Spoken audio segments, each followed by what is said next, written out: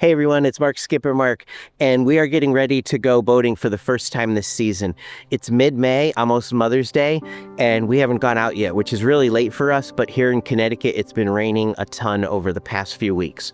So we got our boats ready, we made sure the batteries were charged, Matt put those in a little earlier, and he's off at the store right now to buy oil because we had done an oil change in the fall, but he decided he wanted to just start fresh and change the oil. So we're going to change the oil, we're going to start them up, make sure they work, and we're just going to check them out, give them a quick run through, put our new registration decals on the hull and all of that stuff. So our goal is to go to Candlewood Lake, which is in Danbury, Connecticut. It's the largest lake in the state.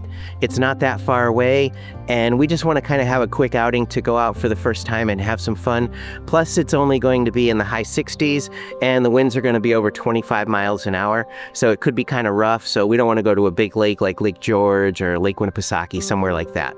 So our next stop, Candlewood Lake, Danbury, Connecticut, and we'll see you tomorrow.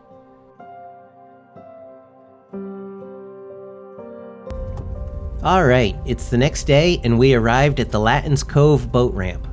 We arrived early, and the parking lot was pretty empty with plenty of room to get the WaveRunners ready. Once everything was set up, Matt drove the Jeep to the ramp while Nancy and I walked. The road was in terrible condition from all the rain we've had, but Matt managed to find a spot at the ramp that wasn't in too bad of shape. None of the public ramps on the lake have any docks, but LATTINS Cove has this wall which is literally made of Jersey barriers. The water level today was pretty high, but when the water's low, the bottom of the barrier sticks out really far. When it's low like that, there's no way you can pull the WaveRunners up to it without them banging into it, so Matt just pulls his up to the shore next to the ramp. Nancy usually stays with his ski to make sure it doesn't drift away while he parks the trailer, and then she hops onto mine once we're out in the water.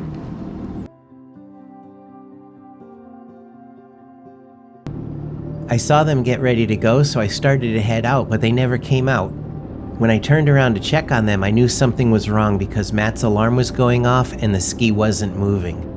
Matt said something was wrong, and I was about ready to give them a push to shore when he remembered he had an emergency paddle for situations just like this. He was pretty sure something was stuck in the jet intake, so he got the trailer and floated the ski onto it. He said whatever it was wrapped all around the impeller, and he tried to loosen it with a stick but really didn't have any luck getting it out. He loosened what he could and hoped the rest would get chopped up by the impeller and shoot out the jet. I guess that happened because there was none on it when we got back, and it ran fine once he got it back into the water. One thing we couldn't figure out how to do was get the engine to stop buzzing from the overheating warning. The engine was off for about 20 minutes, but the alarm continued to go off, even when Matt started it in the water. He ended up disconnecting the battery cable, and that did the trick. That's something we'll definitely have to research. Once he was back in the water, he revved it a few times to make sure it wouldn't overheat, but everything seemed good. Thankfully, because of the high water, he was able to pull up to the wall, and he parked the car and we headed out. First thing we did was transfer Nancy to my boat, and then we began the long trip out of the channel. All right, the package has been retrieved. It's actually Nancy's birthday today. Happy birthday, honey. Thank you. And happy Mother's Day, too. Candlewood has a lot of marinas along its shores, and we were surprised to see so many boats in the water with all the rain we've had. The ride out of the channel was uneventful, but it takes a while because the no-wake zone is about a mile long. The houses along the lake are gorgeous, but they're all super expensive. Still in the no-wake zone. Ready? We finally made it to the end of the channel, and after checking with Matt to make sure everything was good, he gave the thumbs up and we took off. We decided to head up what we call the middle finger, which is the center finger of the lake. It's about 10 miles from the end of the no-wake zone to the town of Sherman at the northern end. The speed limit on the lake is 45, but we kept it around 30 at first to get settled in and make sure we wouldn't get splashed. We were dressed appropriately, but the water temperature was in the low 50s and the air was in the low 60s, so we didn't want to get wet. The lake has a lot of islands and the water can be shallow around them, so it's important to follow any navigation buoys.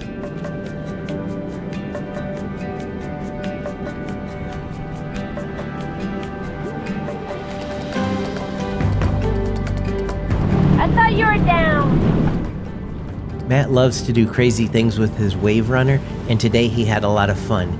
He did keep it relatively tame though, because he didn't want to fall in. In the summer, the islands are filled with people relaxing, having barbecues, and swimming. Today, the only boats on the water were people fishing and a few pontoon boats. We carved some sharp turns, but we didn't want to fall in either, so we didn't really do much.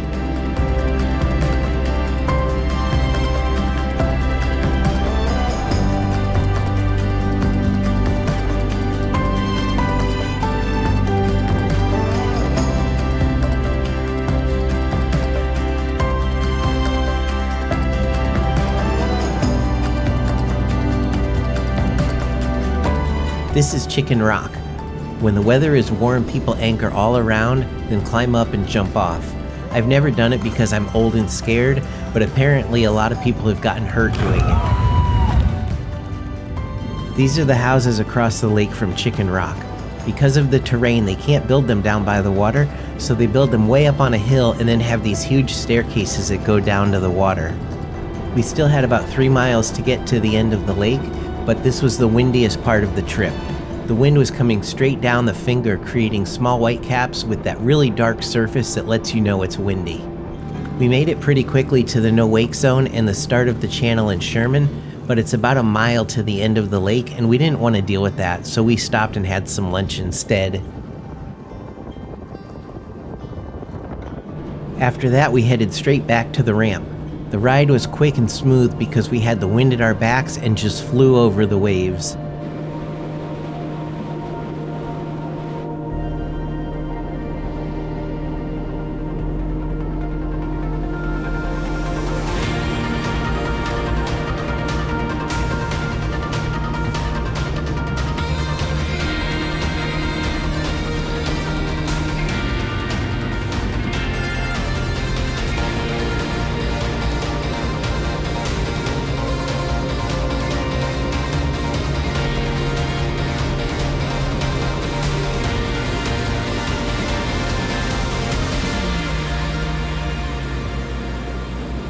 There was quite a bit of debris in the water this time. We saw several sticks stuck in the mud like this, a downspout from someone's gutter system, lots of plastic, and tons of plants and leaves from all the trees. All right, well, we're back at almost back at the ramp. We didn't want to stay out too long. It was kind of chilly, and it wasn't rough at all. There were a few boats, but mostly bass boats, people out fishing. Some pontoon boats, probably people local living on the lake.